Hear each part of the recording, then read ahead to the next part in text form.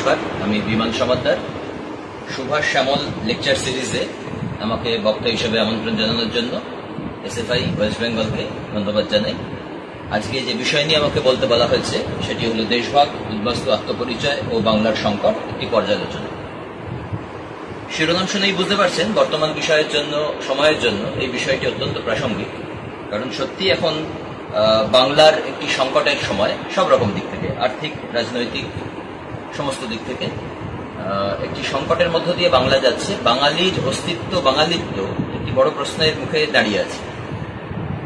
ইতিহাস নিয়ে যেহেতু চর্চা করি, সেহেতু এই সংকটকে একটি ঐতিহাসিক দৃষ্টিতে দেখার প্রয়োজন আছে এবং একটি দিশা প্রদান করারও প্রয়োজন হয়ে পড়েছে। আজ এই আলোচনা কেন প্রাসঙ্গিক? আমি বাঙালির সংকট বা বাংলার সংকটকে সরাসরি পিছিয়ে নিয়ে যেতে চাই ঔপনিবেশিক সময়। পলাশীর যুদ্ধের পরে ইংরেজরা বাংলা দখল করল, কিন্তু প্রথম 100 বছর ব্রিটিশ শাসন ব্যবস্থার দ্বিতীয় ধাপের চরিত্রটি উন্মোচিত হয়নি, যেটি হল 1857 মহাবিদ্রোহের পরে। বেঙ্গল আর্মি 1857 মহাবিদ্রোহের সূচনা করেছিল ব্যারাকপুর। এই বিদ্রোহ দমন করার পরে ব্রিটিশ শাসন ব্যবস্থার দ্বিতীয় চরিত্রটি উন্মোচিত হল। প্রথম ভাগটি ছিল হচ্ছে শাসক শ্রেণী, ভারতীয় শাসক শ্রেণীর সাথে হাতে হাত মিলিয়ে চলার জন্য। কিন্তু বেঙ্গল আর্মির বিদ্রোহ করার ফলে ব্রিটিশরা তাদের নীতিগত একটি পরিবর্তন ঘটায়। বাঙালি যুদ্ধ করতে পারে না, বাঙালি এফিমিনেট। পাঞ্জাবি এবং গোর্খারা ভালো যোদ্ধা, তারা মার্শাল রেস, এই তত্ত্বটাকে তারা তুলে আনে। বাঙালি এফিমিনেট, তারা যুদ্ধ করতে পারে না, তারা নরম সরম, তারা বেঈমান, এরকম একটি ধারণা তৈরি হয়। কিন্তু এই ধারণার সূচনাও যদি আমরা বুঝতে চাই, তাহলে আমাদের যেতে হবে একটু হিস্টোরিওগ্রাফিক্যাল আলোচনায়। সেই ইতিহাস চর্চার যে চর্চা, সেই ধারণায় যদি আমরা ঢুকতে শুরু করি, তাহলে আমরা দেখতে পাবো যে ব্রিটিশরা ভারত দখল করার পরে ভারত দখল করার যে যৌক্তিকতাগুলো দিচ্ছেন, সেই যৌক্তিকতার মধ্যেই ইম্পেরিয়ালিস্ট বা সাম্রাজ্যবাদী ইতিহাস দর্শন কয়েকটি কথা বা কয়েকটি শব্দবন্ধ ব্যবহার করে। যেমন ভারতবাসীকে তারা ভারত দখল করার কারণ হিসেবে বোঝানোর চেষ্টা করে যে ব্রিটিশরা হচ্ছে মাস্কুলাইন বা পেশিবহুল, পুরুষালী, ভারতীয়রা হচ্ছে এফিমিনেট, অক্ষম, মেয়েলি, তারা দেশমাতৃকাকে রক্ষা করতে পারে না, নিজের পরিবারের মহিলাদেরকে জীবন্ত দগ্ধ করে।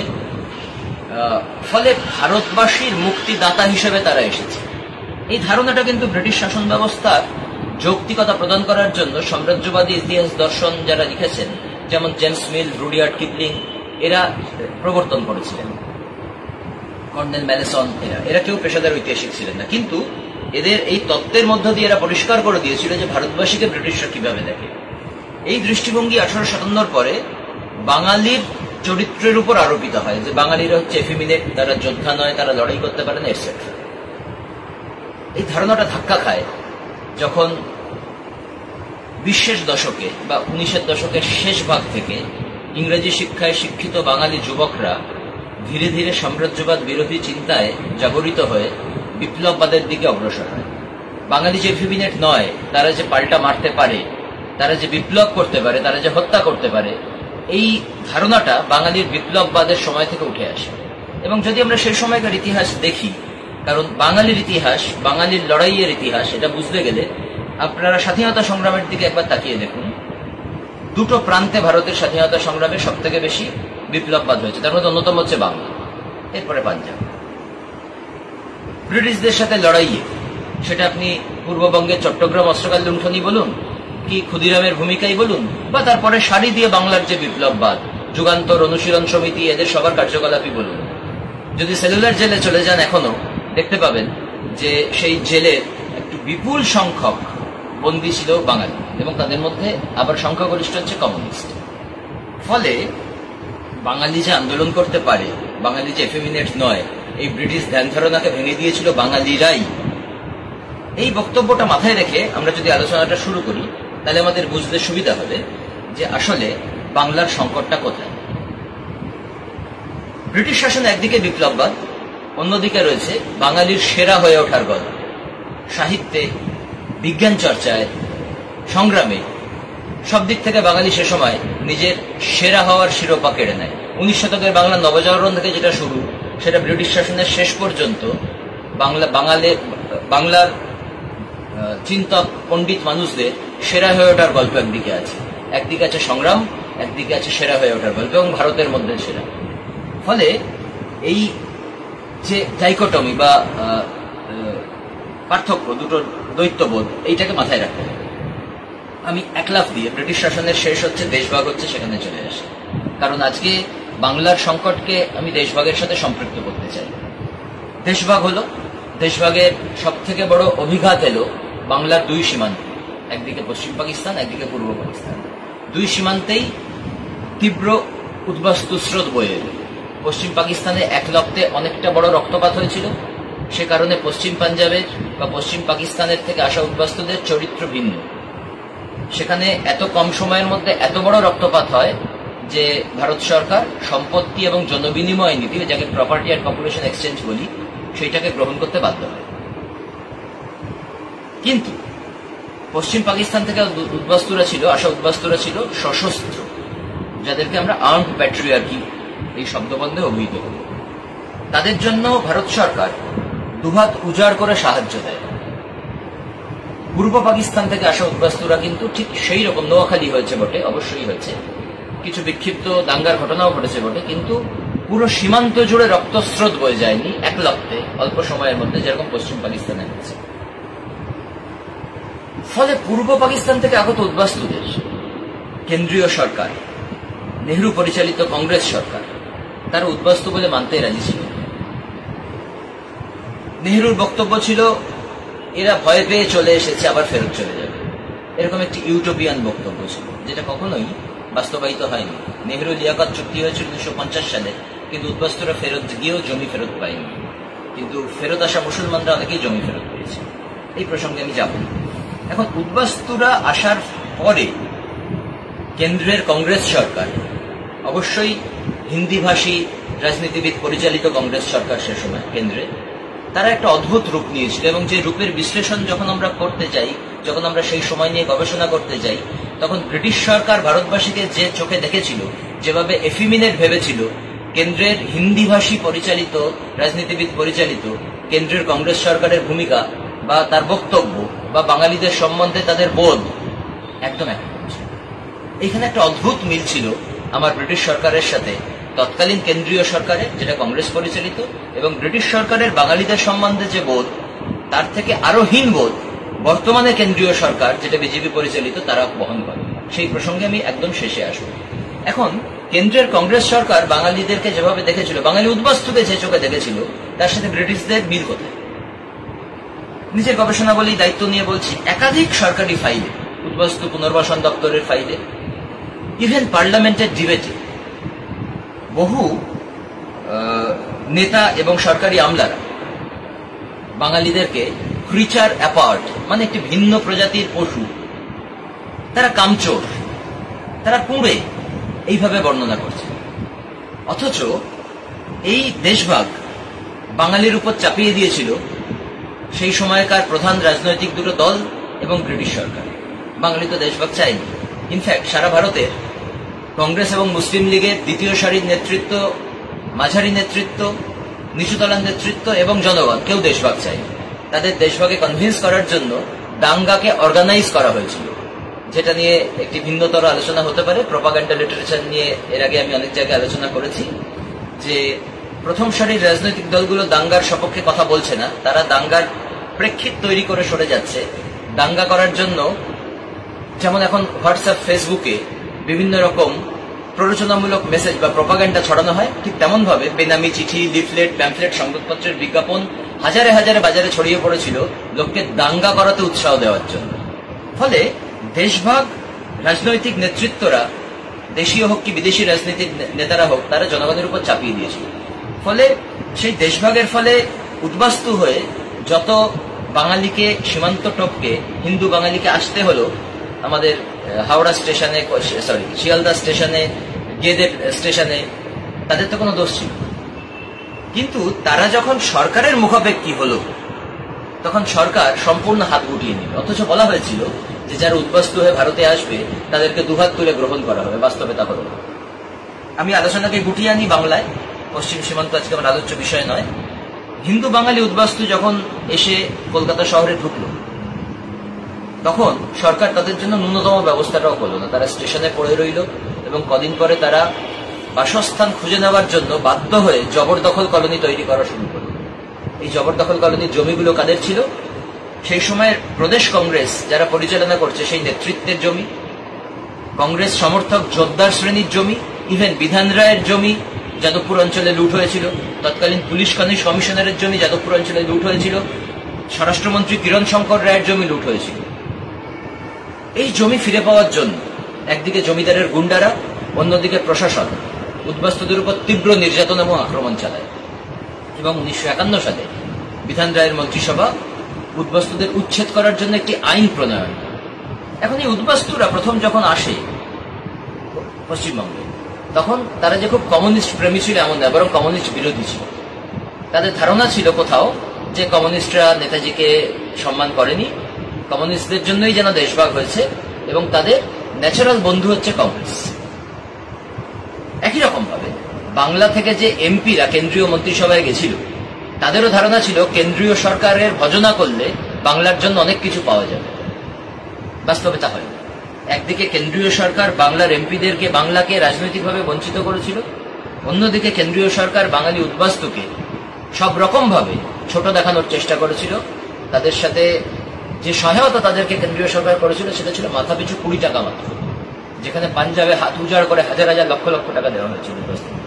কেন্দ্রের হিন্দিভাষী কংগ্রেস নেতৃত্ব, প্রধান কংগ্রেস যে সরকার, হিন্দিভাষী কংগ্রেস নেতৃত্ব প্রধান যে কংগ্রেস সরকার, তাদের বাঙালি বিদ্বেষের আরেকটি অন্যতম উদাহরণ হচ্ছে পশ্চিমবঙ্গে দেশভাগের পরে চলে আসা বাঙালি উদ্বাস্তুদের, যাদেরকে ক্যাম্পে পাঠানো হয়েছিল। আমরা তখন কলোনির কথা শুনেছি এর আগে, যাদেরকে ক্যাম্পে পাঠানো হয়েছিল, যেমন কুপার্স ক্যাম্প, ধুবুলিয়া ক্যাম্প, এই ধরনের একাধিক যে ক্যাম্প। এই ক্যাম্পে যারা গেছিল তারা একদম প্রথম ভাগে চলে আসা উচ্চ বর্ণের, উচ্চ বর্গের সচ্ছল পরিবার থেকে আসা উদ্বাস্তুরা নয়। যারা জবরদখল কলোনিতে আর জায়গা পায়নি, বেসিক্যালি তারাই ক্যাম্পে যায়। ব্যতিক্রম ছিল পার্মানেন্ট লায়াবিলিটি ক্যাম্প। তেমন কিছু লায়াবিলিটি ক্যাম্প ছিল যেখানে বিধবা, অশক্ত, সম্পূর্ণরূপে সরকারের উপর নির্ভরশীল এমন মানুষদের ক্যাম্প হয়েছিল সেগুলো। এছাড়া অন্যান্য যে ক্যাম্পগুলো ছিল, সেই ক্যাম্পগুলোতে এক নারকীয় জীবনের সামনে উদ্বাস্তুদের পড়তে হয়। উদাহরণ হিসেবে কুপার্স ক্যাম্প যদি বলি, সেখানে মিলিটারিদের নিসেন হাটে, মানে লোহার ঘরে দরজা বন্ধ করে রাত্রিবেলায় একাধিক উদ্বাস্তু পরিবারকে রাখা হতো দিনের পর দিন, এবং দম বন্ধ হয়ে মারা যেত প্রতিদিন সেখানে কেউ না কেউ। ইউসিআরসির নেতৃত্ব সেখানে গিয়ে দেখেছিলেন যে সপ্তাহে একবার মৃতদেহ পরিষ্কার করার গাড়ি আসতো, এবং যে ঘরে উদ্বাস্তুরা থাকে, প্রায় 50-60টি পরিবার, এক একটা ওরকম নিসেন হাট বলা হয়, সেই ঘরে থাকতো। মৃতদেহগুলো সেই ঘরেরই একটা দেয়ালে গাদা করে রাখা হতো। একটি ছবি দেখা গেছে, ছবিটা আপনারা চাইলে দেখতে পারেন। তুষার সিংহ, তার একটি বই আছে মরণজয়ী সংগ্রামে বাস্তুহারা, সেখানে এরকম ছবি আপনারা দেখতে পাবেন। সম্পূর্ণরূপে কেন্দ্রীয় সরকার পরিচালিত এই ক্যাম্পে বাঙালি উদ্বাস্তুদের মানবিকতার লাঞ্ছনা সহ্য করতে হয়। সেখানে ডোল দেওয়া হতো, উদ্বাস্তুদের বাইরে কাজ করার কোনো সুযোগ দেওয়া হতো না, তাদের জীবিকা অর্জনের সুযোগ দেওয়া হতো না, সেখানে ডোল দেওয়া হতো। এখন এই ক্যাম্পগুলোতে যে উদ্বাস্তুরা থাকতো, এই উদ্বাস্তুরা বেসিক্যালি নিম্ন বর্ণের। এদেরকে বাঙালি উদ্বাস্তু হিসাবে যে মানবিকতার লাঞ্ছনা সহ্য করতে হয়েছে কেন্দ্রীয় সরকারের কাছ থেকে, সেটা অমানবিক। এদেরকেই বাংলার বাইরে পাঠিয়ে দেওয়ার চেষ্টা করা হয় এবং পাঠানোও হয়। দণ্ডকারণ্যর বিরাট বড় প্রজেক্ট এই বাঙালি উদ্বাস্তুদেরকে ডাম্প করার জন্য চালু করা হয়, এবং দণ্ডকারণ্য ছাড়াও সৌরাষ্ট্র, মহারাষ্ট্র, উড়িষ্যা, মালকানগিরি, এই সমস্ত জায়গায় এদেরকে পাঠানো হয়। দণ্ডকারণ্যে উদ্বাস্তুরা টিকতে পারেনি, কারণ এরা ছিল সবাই কৃষিজীবী। দণ্ডকারণ্যের জমি পূর্ববঙ্গের জমির মতো নয়, সেখানে জল ধরে রাখার ক্ষমতা নেই। উদ্বাস্তুদেরকে আবার, যাতে বহু বাঙালি উদ্বাস্তু এক জায়গায় গিয়ে পরবর্তীকালে ভোটাধিকারের প্রয়োগের মাধ্যমে কোনো রকম অসুবিধা সৃষ্টি করতে সেইখানকার সরকারের না পারে, বা বাংলা ভাষাভিত্তিক রাজ্যের দাবি তুলতে না পারে, সেই জন্য এদেরকে খণ্ডে খণ্ডে ভাগ করে রাখা হয়েছিল। একসাথে সমস্ত বাঙালি উদ্বাস্তুকে রাখা হয়নি, টুকরো টুকরো করে ছড়িয়ে দেওয়া হয়েছিল। সেই অঞ্চলের স্থানীয় আদিবাসীদের সাথে উদ্বাস্তুদের সংঘাত হয় এবং শেষ পর্যন্ত উদ্বাস্তুদের একটা বড় অংশ দণ্ডকারণ্য ছেড়ে চলে আসতে বাধ্য হয়। এই যে মানবিকতার লাঞ্ছনা উদ্বাস্তুদের সাথে করা হলো, বাঙালিকে বাংলার বাইরে পাঠিয়ে দেওয়ার প্রচেষ্টা, এটা কেন্দ্রের সরকার 1947-এর পর থেকে ক্রমাগত চেষ্টা করে গেছে। আন্দামানেও পাঠিয়েছে, কিন্তু আন্দামানে গিয়ে উদ্বাস্তুরা চাষ করে সফল হয়েছিল। কিন্তু কেন্দ্রীয় সরকার এইটা ভাবতে শুরু করে যে আন্দামানে সমস্ত বাঙালিকে পাঠিয়ে দিলে ওটা একটা স্বাধীন বাঙালি রাজ্য হয়ে যেতে পারে। তাই কেন্দ্রীয় সরকার কোটা ব্যবস্থা চালু করে বাঙালি উদ্বাস্তু পাঠানো আন্দামানে বন্ধ করে এবং অন্য রাজ্যের লোকদের, দক্ষিণ ভারতীয় লোকদের পাঠাতে শুরু করে। ফলে আন্দামানে বাঙালি উদ্বাস্তুদের পুনর্বাসনে তাদের সুবিধা হচ্ছিল, তাদের চাষবাসের সুবিধা হচ্ছিল। কিন্তু কেন্দ্রীয় সরকার সেখানে বাঙালি উদ্বাস্তুদের পাঠায় না, পাঠায় দণ্ডকারণ্য, সৌরাষ্ট্র, মালকানগিরি এইসব অঞ্চলে। ফলে এই বাংলাভাষী বাঙালিকে বাংলার বাইরে পাঠিয়ে দেওয়ার প্রচেষ্টা, যেটা তৎকালীন কেন্দ্রীয় সরকার ক্রমাগত করে গেছে, আজকে সারা ভারত জুড়ে বাংলাভাষীদের উপর যে আক্রমণ, তাদেরকে পেলোডারে তলে বর্ডার পার করে ফেলে দেওয়া হচ্ছে, জোর করে তাদেরকে বর্ডার পার করে বাংলাদেশে ঢুকিয়ে দিয়ে আসা হচ্ছে তারা বাংলা ভাষায় কথা বলে বলে, এই দুটোকে পাশাপাশি রাখলে আপনি বরাবরের কেন্দ্রীয় সরকার নীতির একটি সাযুজ্য পাবেন। এবং বর্তমান কেন্দ্রীয় সরকার যে বাংলা বিদ্বেষ দেখাচ্ছে, সে বাংলা বিদ্বেষের সূচনা দেশভাগের পর থেকে ক্রমাগত বাঙালির সাথে হয়ে এসেছে। অন্যদিকে রাজ্য সরকার তাদেরকে প্রত্যক্ষভাবে, যে গ্রুপটা রাজ্য সরকার চালাতো, হুগলি গ্রুপ, অর্থাৎ বর্ধমান, আরামবাগ, বীরভূম এই অঞ্চলের, হুগলি এই অঞ্চলের নেতারা, যাদের নেতা হচ্ছে অতুল্য ঘোষ, নিকুঞ্জ মাইতিরা, তারা প্রকাশ্যে স্ট্রিট কর্নার মিটিং এ সাংবাদিকদের কাছে এইখানে কলকাতা শহরতলিতে চলে আসা উদ্বাস্তুদেরকে বিদেশি বলে চিহ্নিত করে, তাদেরকে পাকিস্তানে ফেরত চলে যাওয়া উচিত বলে চিহ্নিত করে, পাকিস্তানের সাথে যুদ্ধ হলে তারা পাকিস্তানকে সমর্থন করবে, এরা বিপজ্জনক এই বলে প্রচার করে। হেদুয়ার এক জনসভায় অতুল্য ঘোষ যখন এই কথাগুলো বলছিলেন, তখন জনগণ তাকে আক্রমণ করে, সম্ভবত উদ্বাস্তু জনগণ, কারণ তাদের এটা সম্মানে লেগেছিল। এখন এই গল্পগুলোতে আমি কেন আসছি? কারণ বাংলাকে বঞ্চনা করা, যে গল্পটা বলা হয় যে বামফ্রন্ট সরকার যখন ছিল তখন নাকি বাংলাকে বঞ্চনা করা হচ্ছে বলে বামফ্রন্ট সরকার প্রচুর কান্নাকাটি করত, এরকম একটা ব্যঙ্গাত্মক কথা বলা হয়। কিন্তু আপনারা এই সময়ের, তার আগের 30 বছরের কংগ্রেস শাসনের গল্প শুনলে দেখতে পাবেন যে কংগ্রেস সরকারের সময়ই, প্রদেশ কংগ্রেস যখন রাজ্য চালাচ্ছে, তখন কেন্দ্রীয় কংগ্রেস সরকার বাংলাকে বঞ্চনা কিভাবে করছে।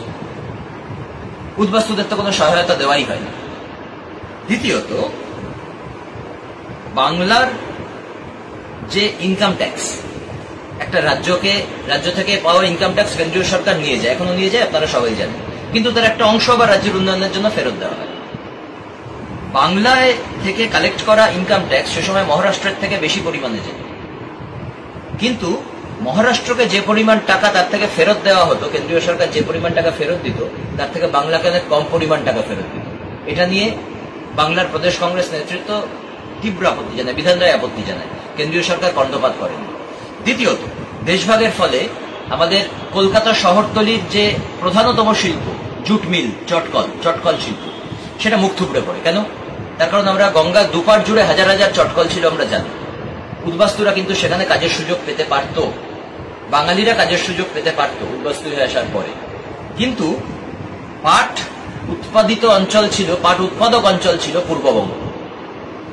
সেই কাঁচামাল এসে কলকাতা শহরতলি, কলকাতা হাওড়াতে জুট মিলে সাপ্লাই দিত, ফলে জুট তৈরি হতো। দেশভাগের ফলে পূর্ববঙ্গ থেকে কাঁচা পাট আসা বন্ধ হয়ে যায়, ফলে ধীরে ধীরে জুট মিলগুলো শুকোতে থাকে, মৃত হতে শুরু করে। ফলে একটা বিরাট বড় কর্মসংস্থানের সম্ভাবনা আমরা বাংলা হারিয়ে ফেলি। কেন্দ্রীয় সরকারের কাছে রাজ্য কংগ্রেস সরকার বারবার আবেদন করে যে জুট মিলগুলোকে বাঁচানোর জন্য, এই শিল্পকে বাঁচানোর জন্য কেন্দ্রীয় সরকার যাতে কোনো স্পেশাল প্যাকেজ দেয়, যাতে কোনো কর ছাড় দেয় বা কোনো ইনসেন্টিভ দেয়, বা সেই তৈরি হওয়া পণ্যগুলোকে কিনে নেওয়ার নিশ্চয়তা দেয়। কেন্দ্রীয় সরকার বাংলার পাট শিল্পকে বাঁচানোর জন্য কোনো পদক্ষেপ করে। কমিশন বসেছিল, কমিশন পজিটিভ রিপোর্ট দিয়েছিল, তা সত্ত্বেও কেন্দ্রীয় সরকার করেনি। গবেষকের দৃষ্টিতে যদি দেখি আমরা এই বঞ্চনাকে, তাহলে এর আরেকটা স্তর আছে। বাংলা তখন অনেকগুলো খনি প্রধান জায়গা, অনেকগুলো জায়গা বাংলার মধ্যে আছে যেখান থেকে কয়লা এবং লৌহ খনি উত্তোলন হয়। তারও সম্পূর্ণ অধিকার কেন্দ্রীয় সরকার নিয়ে যায়। বিধান রায় খনি প্রধান অঞ্চলের যে রাজ্যগুলো আছে, খনি প্রধান অঞ্চল বা খনি প্রধান রাজ্য, তাদের মুখ্যমন্ত্রীদের নিয়ে একটি জোট গঠন করার চেষ্টা করেন, যে জোট একত্রে কেন্দ্রীয় সরকারের কাছ থেকে খনি থেকে আদায় হওয়া বা খনি থেকে যে অর্থ কেন্দ্রীয় সরকার পাচ্ছে বা যে সম্পদ পাচ্ছে তার একটা শেয়ার, বড় শেয়ার যাতে রাজ্য পায়, সেই লড়াইটা লড়ার জন্য। কিন্তু ওনার অসময়ে মৃত্যু হওয়ার জন্য এই জোটটা উনি করতে পারেন। কিন্তু একটা অদ্ভুত ঘটনা, সাংবাদিক শঙ্কর ঘোষ তার আত্মজীবনী যখন লিখছেন তখন বলেছেন, উনি বলেছেন উদ্বাস্তু সমস্যা সমাধানে কেন্দ্রীয় সরকার কোনো সদর্থক ভূমিকা নিচ্ছে না, রাজ্য সরকারও পেরে উঠছে না, কিন্তু কেন্দ্রীয় সরকারের কাছ থেকে রাজ্য সরকার এই লক্ষ লক্ষ উদ্বাস্তু পুনর্বাসনের জন্য কোনো সহায়তাও পাচ্ছে না। শঙ্কর ঘোষ একদিন বিধান রায়ের সাথে দেখা করতে গেছিলেন। ঘরে ঢোকার আগে উনি শুনতে পান যে ভারতীয় সেনার ইস্টার্ন কমান্ডের যিনি দায়িত্বে, সেই আর্মি অফিসারের সাথে বিধান রায় ঘরের মধ্যে খুব উত্তেজিতভাবে কথা বলছেন। নেহেরু সেই সময় বিদেশে গিয়েছেন, নেহেরুর অনুপস্থিতিতে যাতে যে আর্মি বেঙ্গলে মজুদ আছে, ওয়েস্ট বেঙ্গলে, সে আর্মি যাতে পূর্ববঙ্গের একটা বড় অংশ দখল করে নেয় এবং সেই দখল করা অংশতে উনি উদ্বাস্তুদের পুনর্বাসন দিয়ে এই সমস্যার সমাধান করতে চান, এই কথা উনি কানে শুনেছিলেন। আমি বিধান রায়কে এই আলোচনার মধ্যে দিয়ে মহান করতে একদমই প্রস্তুত। তার কারণ গবেষণা করতে গিয়ে আমরা দেখেছি যে বিধান রায় ব্যক্তিগত স্তরে উদ্বাস্তু বিদ্বেষী ছিলেন। দমদমে কলোনিগুলোতে আমি যখন ইন্টারভিউ করছি, প্রায় 80 জন থেকে 100 জন উদ্বাস্তুর ইন্টারভিউ আমি দমদমে করেছিলাম, তখন একটা ইন্টারভিউতে দল বেঁধে উদ্বাস্তুরা আমাকে সঙ্গে করে একদম হাত ধরে একটা বাড়ি দেখাতে নিয়ে যায়, মতিঝিলের একটি বাড়ি, যে বাড়িতে বিধান রায় এসে স্থানীয় কংগ্রেস নেতাদের সাথে মিটিং করেছিলেন যে দমদম আগে খুব ভালো শহর ছিল, উদ্বাস্তুরা এসে দমদমকে নোংরা করে দিচ্ছে, ফলে একটা প্ল্যান বানাতে হবে যাতে দমদম থেকে উদ্বাস্তুদেরকে তাড়ানো যায়। এইটা একটা লিজেন্ডারি মিটিং, যে মিটিং এর গল্প কোনো সরকারি দলিলে পাবেন না, কিন্তু উদ্বাস্তুরা নিজের স্মৃতি রোমন্থন করে একসাথে 15-20 জন উদ্বাস্তু একসাথে তার স্মৃতি বলতে শুরু করে, ফলে সেটাকে আমরা প্রামাণ্য সত্য বলে গবেষণার পদ্ধতিতে ধরে নিই, এটাকে আমরা বলি কালেকটিভ মেমোরি। ফলে বিধান রায়কে আমি মহান করতে রাজি নই, কারণ এই মানুষটার জমি উদ্বাস্তুরা দখল করেছিল, এই মানুষটি উচ্ছেদ আইন এনেছিল, এই মানুষটি পুলিশ পাঠিয়ে উদ্বাস্তুদের উপর লাঠিগুলি চালিয়েছিল, অনেক উদ্বাস্তু নিহত হয়েছিল। ফলে বিধান রায় কেন্দ্রীয় সরকারের সাথে লড়াই করছে, উদ্বাস্তু সমস্যার সমাধান করার জন্য অনেক কিছু করেছে, এই গল্পগুলো গবেষক হিসেবে আমরা আর বিশ্বাস করি না। কিন্তু বাংলার যে বঞ্চনা, এই বঞ্চনার তত্ত্বগত দিক থেকে আমরা যদি দেখতে চেষ্টা করি, সেটা এইভাবে দেখতে পারি যে কেন্দ্রীয় সরকার যখন প্রথম স্বাধীন ভারতের কেন্দ্রীয় সরকার তৈরি হলো, সেই কেন্দ্রীয় সরকারে কোনো বড় মাপের ওজনদার রাজনৈতিক নেতৃত্ব তখন আর ছিলেন না। চিত্তরঞ্জন দাস নেই, নেতাজি সুভাষ নেই, লিজেন্ডারি বাংলার রাজনৈতিক নেতৃবৃন্দ নেই।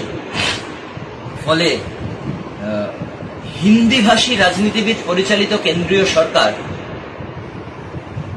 বাঙালির দীর্ঘদিন ধরে লালিত যে মেধা, যে নবজাগরণের ফসল যে বাঙালি, যে সমন্বয়বাদের ফসল বাংলা, মধ্যযুগ থেকে চলে আসা হিন্দু মুসলিম সমন্বয়বাদ, এটা বাংলাতেই ব্যতিক্রমীভাবে রয়েছে। বাঙালির যে আত্ম অহমিকা, বাঙালির যে বিদ্যা চর্চা, বাঙালির যে বুদ্ধি চর্চা, বাংলা আজকে যা ভাবে ভারত পরে তা ভাবে, কালকে তা ভাবে, এই যে একটা বিরাট বড় বাংলার একটা ইন্টেলেকচুয়াল জগৎ, এটাকে হিংসা করেছে, এটাকে ঈর্ষা করেছে।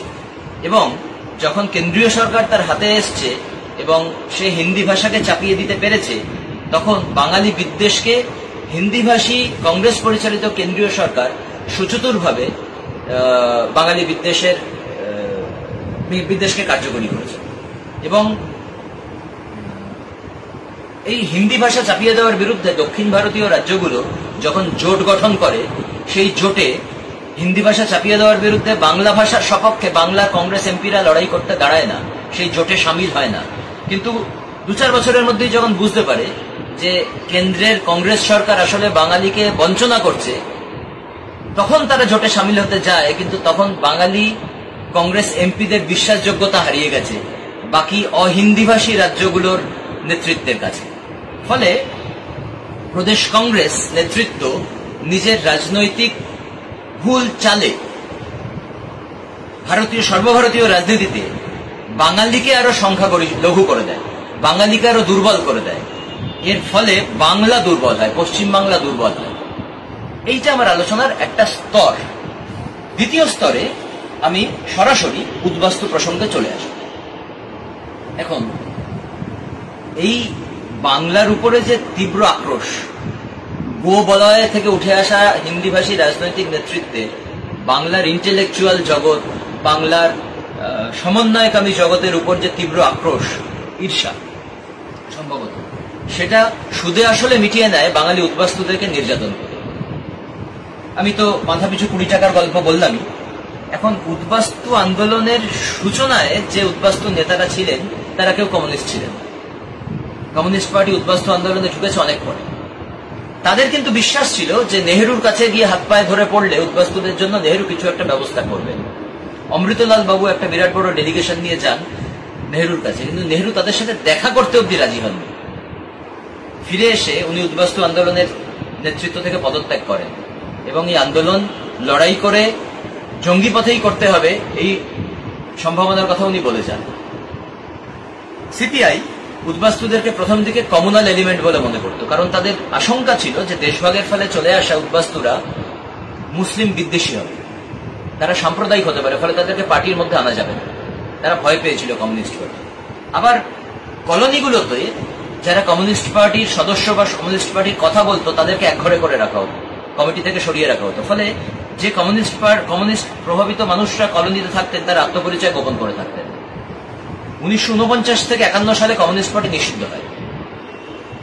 এই সময় মহিলা আত্মরক্ষা সমিতি উদ্বাস্তু কলকাতা শহরতলির উদ্বাস্তুদের বাড়িতে বাড়িতে গিয়ে মানুষকে অসাম্প্রদায়িক করার ক্লাস নেওয়া শুরু করে এবং এর ফলে ধীরে ধীরে উদ্বাস্তুরা অন্যরকম চিন্তা ভাবনা করতে শুরু করে। একদিকে প্রদেশ কংগ্রেস মারছে, অন্যদিকে কেন্দ্রীয় সরকার কিছু করে দিচ্ছে না, কিন্তু কমিউনিস্ট পার্টির নিষিদ্ধ হওয়া সত্ত্বেও মহিলারা বাড়িতে এসে তাদেরকে হাতের কাজ শেখাচ্ছে, তাদেরকে অসাম্প্রদায়িক হওয়ার শিক্ষা দিচ্ছে।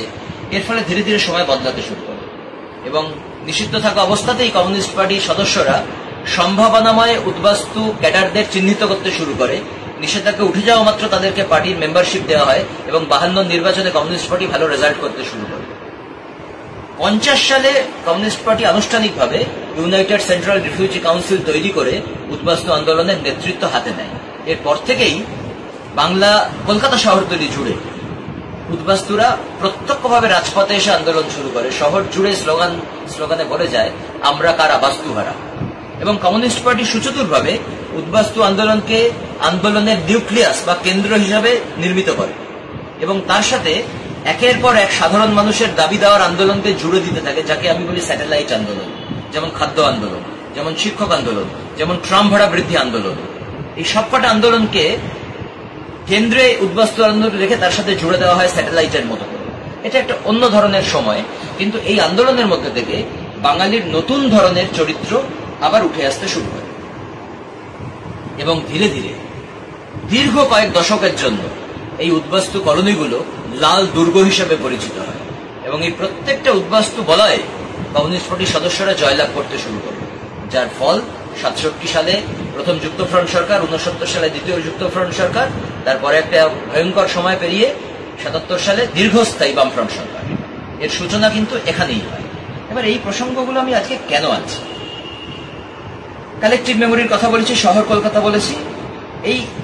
এই বক্তব্যগুলো আমি বলছি একটাই কারণে, কারণ আমরা দেখতে পাই এই কয়েক লক্ষ উদ্বাস্তু আসার ফলে কলকাতা শহরে বাঙালি অবাঙালিদের থেকে আবার সংখ্যাগরিষ্ঠ হয়ে দাঁড়ায় অনেক বছরের জন্য।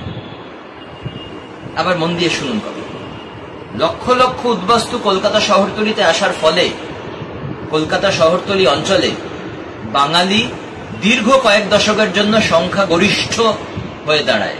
তার আগে কিন্তু অবাঙালিদের সংখ্যা বাঙালিদের প্রায় সমান সমান বা এরকমই ছিল। ফলে এইটা খুব ইম্পর্টেন্ট একটা জায়গা। এখন উদ্বাস্তু কলোনি নিয়ে এবং বাঙালি সত্তা নিয়ে দুটো কথা বলার প্রয়োজন আছে। উদ্বাস্তুরা অন্যের জমি দখল করে যে জবরদখল কলোনি বা স্কোয়াটার্স কলোনি তৈরি করলো, সেইখানে তারা তীব্রভাবে নিজের বাঙালি উদ্বাস্তু সত্তাকে ধরে রাখার চেষ্টা চালায়। কোন বহিরাগতর প্রবেশ নিষেধ।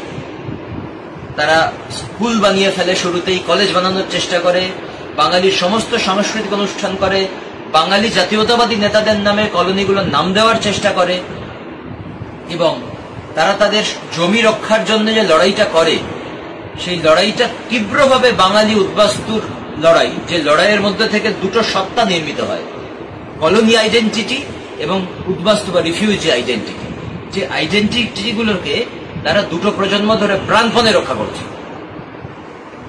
কিন্তু গল্পটা যদি এরকমই হয়ে থাকে, এটা যদি লাল দুর্গ হয়ে থাকে, বাঙালির আইডেন্টিটি হয়ে থাকে, এটা যদি কলোনি আইডেন্টিটি হয়ে থাকে, তাহলে প্রশ্ন আসে যে কি করে তাহলে 90-এর দশকে বিজেপি প্রার্থী তপন শিকদার দমদমে জিতল?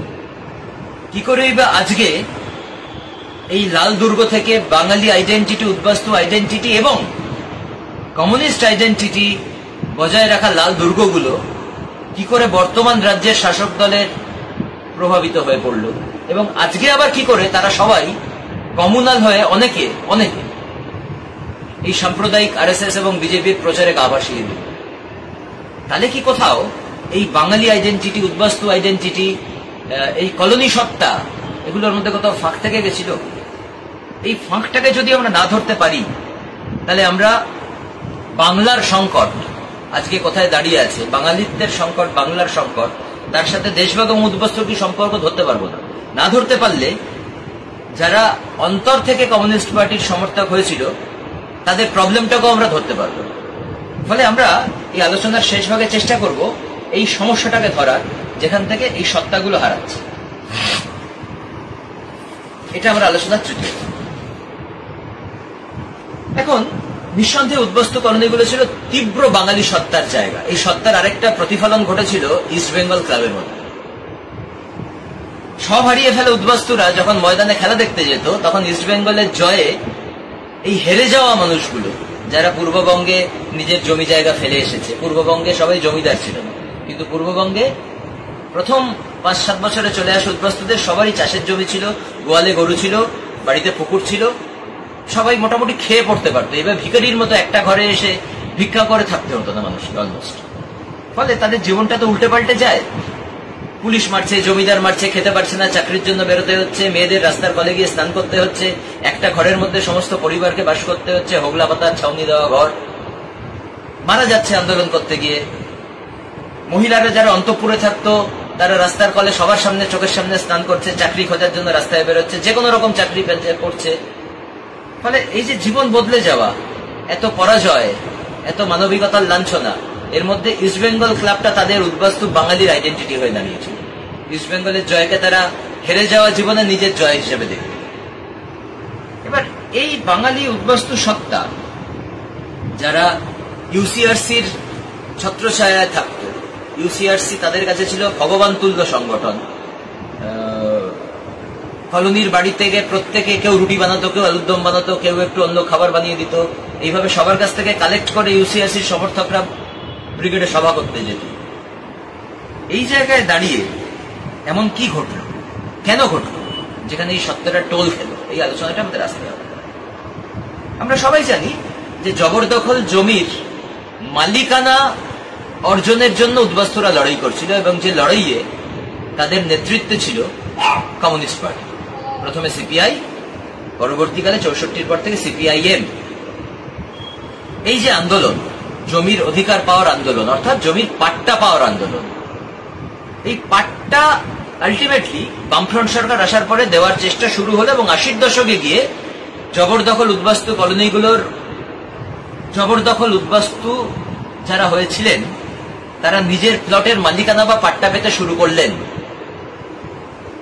কিন্তু পাট্টা পাওয়ার পর কলকাতা শহরতলি মানে যাদবপুর থেকে নৈহাটি, মাঝখানে দমদমও রয়েছে। কলকাতা শহর তো বড় হচ্ছে, 90-এর দশকে কলকাতা ঢুকছে, কলোনিতে কলোনিতে জমির দাম বাড়ছে, কারণ যাদবপুর খুব দামি জায়গা, দমদমও মেট্রো হয়ে গেছে, দামি জায়গা হয়ে গেছে, টালিগঞ্জ মেট্রো হয়ে গেছে, কিন্তু তার আশেপাশ সব কলোনি। প্রমোটার ঢুকছে, উদ্বাস্তুরা এখন জমির মালিক হয়ে গেছে, সেই জমি প্রমোটার কিনছে। প্রমোটার 8টা-10টা ফ্ল্যাট বানাচ্ছে একটা বিল্ডিং এ, সেখানে মালিক বাদে বাকি আরো 9টা পরিবার ঢুকছে, যারা কলোনির আন্দোলনের ইতিহাসের সাথে পরিচিত নয়, যারা উদ্বাস্তু আন্দোলনের সাথে পরিচিত নয়, যারা কমিউনিস্ট পার্টির কি ভূমিকা উদ্বাস্তুদেরকে এই জমির মালিকানা দেওয়ার সাথে, সেই ইতিহাসের সাথে পরিচিত নয়। ফলে কলকাতা শহরতলি জুড়ে এই প্রমোটার কলোনিতে ঢুকে জমি নিয়ে ফ্ল্যাট বানাতে শুরু করার পরে যে কলোনিতে বহিরাগত প্রবেশ নিষিদ্ধ ছিল অলমোস্ট, সেখানে বাঙালির ইতিহাস, বাংলার সংকট, উদ্বাস্তুর কষ্ট, কমিউনিস্ট পার্টির রোল, ভূমিকা, এগুলো না জানা মানুষের সংখ্যা আচমকা বেড়ে যায়। এবং এক একটা টাওয়ারে যার জমি সে হয়তো 2টো ফ্ল্যাট পেয়েছে, আর বহিরাগতরা হয়তো 8-10টা ফ্ল্যাটে আসছে, যারা ইতিহাস জানে না। তাদের ইতিহাস জানার কোনো প্রয়োজনও নেই, তারা পয়সা দিয়ে জমি কিনেছে, ফ্ল্যাট কিনেছে। ফলে কলোনির এতদিনের আন্দোলনের ঐতিহ্য, কমিউনিস্ট পার্টির উপর আনুগত্য কলোনিতে সংখ্যা লঘু হয়ে পড়তে থাকে। জমির দাম বাড়া এর অন্যতম কারণ, এবং যে পাট্টা দেওয়ার জন্য কমিউনিস্ট পার্টি আন্দোলন করেছিল সে পাট্টা পাওয়ার ফলে কমিউনিস্ট পার্টির প্রতি উদ্বাস্তুদের আর আনুগত্য ধরে রাখার খুব বাস্তবিক প্রয়োজনটা হারিয়ে যায়। ফলে এখানে আমার বইয়ে আমি এই প্রশ্নটা তুলেছিলাম যে উদ্বাস্তুরা কি সত্যিই কমিউনিস্ট হয়েছিল, নাকি কমিউনিস্ট পার্টি তাদের প্রথম প্রজন্মকে অসাম্প্রদায়িক কমিউনিস্ট বানিয়েছিল এবং বিশ্বাস করে নিয়েছিল যে পরবর্তী প্রজন্মগুলো এই পরিবারের তারা সবাই অসাম্প্রদায়িক কমিউনিস্ট হবে। বাড়ি বাড়ি গিয়ে যে প্রচারটা করা হতো অসাম্প্রদায়িক করার জন্য বাঙালি উদ্বাস্তুকে, সেই প্রচারটা দ্বিতীয় তৃতীয় প্রজন্মের উদ্বাস্তুদের জন্য করা হয়নি। কারণ কোথাও বোধহয় কমিউনিস্ট পার্টি ধরে নিয়েছিল যে আমি তো উদ্বাস্তুদেরকে অসাম্প্রদায়িক এবং কমিউনিস্ট বানাতে পেরেছি। কিন্তু সময়ের সাথে সাথে জমির মালিকানা পাওয়ার পর থেকে কমিউনিস্ট পার্টির প্রতি আনুগত্য রাখার ব্যবহারিক প্রয়োজন কমে যায়, ইউসিআরসি কে ভালোবাসার তাগিদ মিটে যায়। একই সাথে জমির দাম বাড়াতে প্রমোটাররা এসে হাজির হয়। যে কলোনি শব্দটা ছিল এদের প্রাণের বিষয়, আজকে অকাতরে কলকাতা শহরতলির বহু কলোনি কমিটির রেজলিউশন করে কলোনির নামটাকে ত্যাগ করছে। সেই পরিবারের সন্তানরা নিজেকে উদ্বাস্তু বলতে রাজি নয়। সেই কলোনির কোনো মানুষ নিজের অ্যাড্রেসে কলোনি লেখে না। দমদমের ভগবতী কলোনি, নাগের বাজারের কাছে, তারা কলোনি কমিটির মিটিং করে সিদ্ধান্ত নিয়ে কলোনির মেন গেটে হোর্ডিং লাগিয়েছে ভগবতী পার্ক। কেন লাগিয়েছে ভগবতী পার্ক? প্রচেত গুপ্তর উপন্যাস শহীদ ভূপতি সেন কলোনি যদি কেউ পড়েন, সেখানেও দেখবেন একই গল্প, এবং এই গল্পটা বাস্তব। কলকাতা শহরতলির প্রায় সমস্ত কলোনিতে গিয়ে আমি দেখেছি এটা বাস্তব। কলোনি নাম থাকলে প্রমোটার যখন ফ্ল্যাট কিনবে, ফ্ল্যাটের দাম বাড়ে না। ভগবতী কলোনিতে ফ্ল্যাট কিনতে গেলে আমি কম পয়সা দেব, কিন্তু ভগবতী পার্ক নামের মধ্যে একটা এলিট ব্যাপার আছে, তখন ফ্ল্যাটের দাম বাড়ে। অর্থাৎ যে জমি অধিকার অর্জনের জন্য কমিউনিস্ট পার্টি হাত ধরে লড়াই করলো উদ্বাস্তুদের নিয়ে, সে জমির মালিকানা পাওয়ার পরে উদ্বাস্তু সত্তা, কলোনি সত্তা ত্যাগ করলে ব্যবহারিক লাভ বেশি, এটাও তো উদ্বাস্তুরা বুঝতে শুরু করলো। আজকে হঠাৎ করে লাল দুর্গগুলো কোথাও গেরুয়া, কোথাও সবুজ, এবং আবার গেরুয়াতে ফিরে আসা, এর কারণ বুঝতে গেলে আমাকে এই আর্থসামাজিক জায়গায় ডুব দিতেই হবে। খুব বাস্তবিক প্রয়োজনটা হারিয়ে যায়। ফলে এখানে আমার বইয়ে আমি এই প্রশ্নটা তুলেছিলাম যে উদ্বাস্তুরা কি সত্যিই কমিউনিস্ট হয়েছিল, নাকি কমিউনিস্ট পার্টি তাদের প্রথম প্রজন্মকে অসাম্প্রদায়িক কমিউনিস্ট বানিয়েছিল এবং বিশ্বাস করে নিয়েছিল যে পরবর্তী প্রজন্মগুলো এই পরিবারের তারা সবাই অসাম্প্রদায়িক কমিউনিস্ট হবে। বাড়ি বাড়ি গিয়ে যে প্রচারটা করা হতো অসাম্প্রদায়িক করার জন্য বাঙালি উদ্বাস্তুকে, সেই প্রচারটা দ্বিতীয় তৃতীয় প্রজন্মের উদ্বাস্তুদের জন্য করা হয়নি। কারণ কোথাও বোধহয় কমিউনিস্ট পার্টি ধরে নিয়েছিল যে আমি তো উদ্বাস্তুদেরকে অসাম্প্রদায়িক এবং কমিউনিস্ট বানাতে পেরেছি। কিন্তু সময়ের সাথে সাথে জমির মালিকানা পাওয়ার পর থেকে কমিউনিস্ট পার্টির প্রতি আনুগত্য রাখার ব্যবহারিক প্রয়োজন কমে যায়, ইউসিআরসি কে ভালোবাসার তাগিদ মিটে যায়। একই সাথে জমির দাম বাড়াতে প্রমোটাররা এসে হাজির হয়। যে কলোনি শব্দটা ছিল এদের প্রাণের বিষয়, আজকে অকাতরে কলকাতা শহরতলির বহু কলোনি কমিটির রেজলিউশন করে কলোনির নামটাকে ত্যাগ করছে। সেই পরিবারের সন্তানরা নিজেকে উদ্বাস্তু বলতে রাজি নয়। সেই কলোনির কোনো মানুষ নিজের অ্যাড্রেসে কলোনি লেখে না। দমদমের ভগবতী কলোনি, নাগের বাজারের কাছে, তারা কলোনি কমিটির মিটিং করে সিদ্ধান্ত নিয়ে কলোনির মেন গেটে হোর্ডিং লাগিয়েছে ভগবতী পার্ক। কেন লাগিয়েছে ভগবতী পার্ক? প্রচেত গুপ্তর উপন্যাস শহীদ ভূপতি সেন কলোনি যদি কেউ পড়েন, সেখানেও দেখবেন একই গল্প, এবং এই গল্পটা বাস্তব। কলকাতা শহরতলির প্রায় সমস্ত কলোনিতে গিয়ে আমি দেখেছি এটা বাস্তব। কলোনি নাম থাকলে প্রমোটার যখন ফ্ল্যাট কিনবে, ফ্ল্যাটের দাম বাড়ে না। ভগবতী কলোনিতে ফ্ল্যাট কিনতে গেলে আমি কম পয়সা দেব, কিন্তু ভগবতী পার্ক নামের মধ্যে একটা এলিট ব্যাপার আছে, তখন ফ্ল্যাটের দাম বাড়ে। অর্থাৎ যে জমির অধিকার অর্জনের জন্য কমিউনিস্ট পার্টি হাত ধরে লড়াই করলো উদ্বাস্তুদের নিয়ে, সে জমির মালিকানা পাওয়ার পরে উদ্বাস্তু সত্তা, কলোনি সত্তা ত্যাগ করলে ব্যবহারিক লাভ বেশি, এটাও তো উদ্বাস্তুরা বুঝতে শুরু করলো। আজকে হঠাৎ করে লাল দুর্গগুলো কোথাও গেরুয়া, কোথাও সবুজ এবং আবার গেরুয়াতে ফিরে আসা, এর কারণ বুঝতে গেলে আমাকে এই আর্থসামাজিক জায়গায় ডুব দিতেই হবে। বাংলার সংকটের, দেশভাগের সাথে বাংলার সংকটের সম্পর্ককে যদি আমরা তুলে আনার চেষ্টা করি, নিঃসন্দেহে আর্থিক সংকট আছে, কিন্তু আজকে আমরা আলোচনা যেহেতু দেশভাগ, উদ্বাস্তু এবং বাংলার সংকট নিয়ে, কাজেই উদ্বাস্তুরা যারা কয়েক লক্ষ পরিমাণে চলে আসলো এবং কলকাতার ডেমোগ্রাফিকে আবার বাঙালিদের অনুকূলে নিয়ে এলো, তারা আজকে নিজের এই অস্তিত্ব কেন ত্যাগ করছে, এই ভাবনা আমাদের ভাবার যথেষ্ট প্রয়োজন আছে এবং এই জায়গাগুলোকে বুঝতে হবে। শেষ করবো এই বলে, নিঃসন্দেহে বর্তমান কেন্দ্রীয় শাসকরা ব্রিটিশদের উত্তরসূরি, ব্রিটিশদের সন্তান সন্ততি। এদের বাবা সাভারকার ব্রিটিশদের কাছে মুচলেখা চিঠি দিয়েছিল 5খানা। বাঙালি বিপ্লবীরা কেউ মুচলেখা চিঠি দেয়নি এবং স্বাধীনতা সংগ্রামের বিরোধিতা করেছিল আরএসএস, গান্ধীকে হত্যা করেছিল আরএসএস। এই সেদিন পর্যন্ত তারা জাতীয় পতাকা নিজেদের দপ্তরে তুলত না, নাগপুরে। এরা ভারতের সম্বন্ধে ব্রিটিশদের যে ধারণা, সেই ধারণার উত্তরসূরি হচ্ছে আরএসএস এবং বিজেপি। ব্রিটিশদের ধারণাকে এরা বয়ে নিয়ে চলেছে। ফলে ব্রিটিশরা বাঙালিকে যেরকম ভাবত, এফিমিনেট আসলে ভাবত, আসলে ভয় পেত। বেঙ্গল আর্মি বিপ্লব করেছিল, মঙ্গল পান্ডে ব্যারাকপুরে বিপ্লব শুরু করেছিল, বেঙ্গল আর্মি ভেঙে দেওয়া হলো। কিন্তু উচ্চশিক্ষায় শিক্ষিত হওয়ার পরে বাঙালি যুবকরা আবার বিপ্লববাদে চলে গেল, হাজার হাজার ইংরেজকে খুন করা হলো, মেরে ধরেও বাঙালিকে দমন করা গেল না। তাই বাঙালির গায়ে লাগানো হলো বাঙালি হচ্ছে এফিমিনেট, বাঙালি হচ্ছে ঝামেলা প্রবণ কিন্তু এফিমিনেট, এরা অক্ষম। মার্শাল রেস হচ্ছে গোর্খা এবং পাঞ্জাবিরা, কিন্তু এত করেও বাঙালিকে দমানো গেল না। স্বাধীনতার পরে কংগ্রেস সরকার বাঙালিকে কোণঠাসা করার চেষ্টা করল তার গোবলয়ের হিন্দিভাষী নেতৃত্বের সোকল হীনমন্যতা থেকে, কারণ বাঙালির থেকে তারা সংস্কৃতিতে, পড়াশোনায় বোধহয় পিছিয়েছিল। কিন্তু যবে আবার এই আরএসএস এর প্রভাবিত সরকার বিজেপি কেন্দ্রীয় সরকারে আসলো, তার আবার বাঙালির প্রতি, বাংলার প্রতি সেই ব্রিটিশ শাসন ব্যবস্থার যে নীতি, বাঙালি বিদ্বেষের সে নীতিকে আরোপ করার চেষ্টা শুরু করল। আজকে ভারত জুড়ে বাঙালির উপর অত্যাচার শুরু হয়েছে। কত বড় উদ্ধত্ত হলে কেউ বলতে পারে বাংলা কোনো ভাষা নয়? কত বড় অশিক্ষার আলোকে, মানে অশিক্ষার অন্ধকারে ডুবে গেলে কেউ এই কথা বলতে পারে যে বাংলা কোনো ভাষা নয়, বাংলাদেশি নাকি একটা ভাষা? আজকে সবালে প্রতিরোধ করার প্রয়োজন আছে এবং সত্যি এটা ভাবার প্রয়োজন আছে যে এই কথা, যেই রাজ্যগুলো নিজের জাত্যাভিমানের ব্যাপারে অত্যন্ত সজাগ, সেই রাজ্যের ব্যাপারে বলা যেত কিনা। আমার ধারণা তাহলে যথেষ্ট আনরেস্ট হয়ে যেত অন্য রাজ্যে, কিন্তু বাংলার সম্বন্ধে বলা যাচ্ছে। এই বলা যাওয়ার জন্য আবার বাঙালিকে সম্পূর্ণ গালাগালও আমরা করতে পারি না, দোষ দিতে পারি না, কারণ বাংলার একটা সমন্বয়বাদী ইতিহাস আছে, সংস্কৃতি আছে। ইসলাম বাংলায় আসার পর থেকে আমরা দেখেছি যে বাংলায় সমস্ত মতপথ ধর্মের মানুষকে মিলিয়ে নেওয়ার একটা সংস্কৃতি আছে।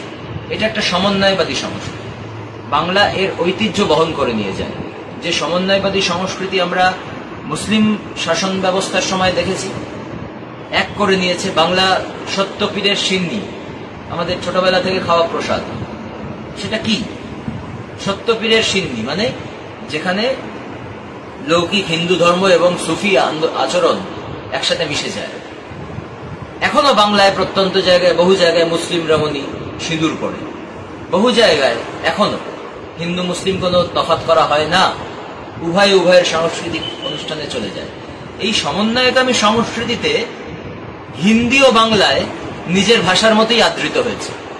বাংলার মতো ভালো, বাঙালির মতো ভালো হিন্দি বোঝে ভারতের খুব কম জায়গা আছে। কিন্তু হিন্দিকে বাংলা স্পেস দিয়েছে মানেই হিন্দি আগ্রাসনকেও স্পেস দেবে, হিন্দি সংস্কৃতিকে জায়গা দিয়েছে মানে হিন্দি ভাষী বিজেপির দাপট দাদাগিরিও মেনে নেবে, এটা বোধহয় হয় না। কারণ ভুলে গেলে চলবে না, বাঙালিরা সমন্বয়কামী সংস্কৃতির মানুষ হলেও তারা কিন্তু সিপাহী বিদ্রোহ করেছিল, বেঙ্গল আর্মি, এবং বিপ্লববাদও বাংলায় যেমন ভাবে হয়েছে, সেলুলার জেলে গেলে বুঝতে পারবেন বাঙালি বিপ্লব কেমন পারে। কাজেই আমাদের এই বিষয়গুলো একটু মনে করে নিতে হবে।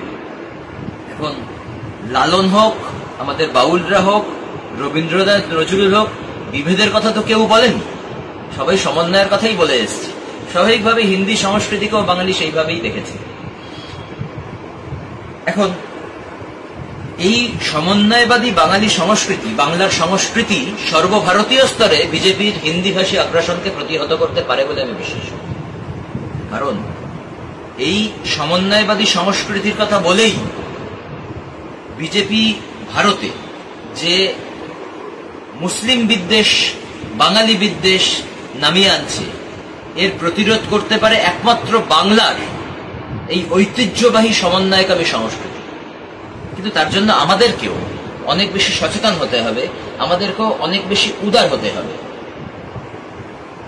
মনে রাখতে হবে, রবীন্দ্রনাথ যখন 1905-এর বঙ্গভঙ্গ হয়েছিল তখন বলেছিলেন, রাখি বন্ধন উৎসব যখন হচ্ছে স্বদেশী বয়কটের সময়, তখন বলেছিলেন যে মুসলমানকে পূর্ব বাংলায় উচ্চবর্গীয় হিন্দুরা এতদিন দূরছাই করল, যাকে দাওয়া থেকে কোনদিন ঘরে ঢুকতে দিল না, যার জন্য আলাদা জল খাওয়ার ঘটি রাখলো, যার জন্য আলাদা হুঁকো রাখলো, অর্থাৎ যাকে সমপর্যায়ের মানুষ ভাবলো না, আজকে বঙ্গভঙ্গ হচ্ছে বলে চাপে পড়ে গিয়ে তুমি যদি বাংলাকে বাঁচানোর জন্য আয় ভাই বুকে আয়, আমি আর তুই দুজনেই বাঙালি, এটা বলতে চাও, তাহলে কি নিম্নবর্গের মুসলিম তোমাকে বিশ্বাস করবে? করেও না। রবীন্দ্রনাথ 1905 সালে আমাদের সাবধান করেছিলেন। আজকে বাংলার এই তীব্র সংকটে, আর্থিক সংকট, রাজনৈতিক সংকট, সমন্বয়কামী সংস্কৃতির উপর আক্রমণ, এই সংকটে দাঁড়িয়ে আবার আমাদের রবীন্দ্রনাথের কথা মনে করতে হবে। রবীন্দ্রনাথ আমাদেরকে মুখের সামনে আয়না ধরে দেখিয়েছিলেন যে তখনই তুমি বাঙালি হিসাবে হিন্দু মুসলমান এক জায়গায় আসতে পারবে যখন তুমি হিন্দু মুসলমান নয়, বাংলা ভাষায় কথা বলা সমস্ত মানুষকে বাঙালি বলে ভাবতে পারবে। আজকে বাঙালির অস্তিত্ব সংকটে, আজকে বাংলা সংকটে, আজকে কেন্দ্রীয় সরকারি নীতিতে আমরা সবাই সংকটে। এই সংকটে দাঁড়িয়ে আমার প্রধান কাজ হচ্ছে আমার বাংলার সমন্বয়কামী সংস্কৃতির আশ্রয় নেওয়া, আমার লালনের আশ্রয় নেওয়া, আমার রবীন্দ্রনাথের আশ্রয় নেওয়া, আমার নজরুলের আশ্রয় নেওয়া। আজকে ঐক্যবদ্ধ বাঙালি সত্তাই পারে এই ধর্মীয় বিভেদকে আটকে দিয়ে, এই ভাষাগত বিভেদকে আটকে দিয়ে বাংলার সমন্বয়কামী সংস্কৃতিকে সারা ভারতে যে হিংস্র পরিস্থিতি বিজেপি তৈরি করেছে, সেই সমন্বয়কামী সংস্কৃতি দিয়ে এই হিংসাকে পরাস্ত করতে একমাত্র বাংলাই পারে। এই বলে আমি আমার বক্তব্য শেষ করছি।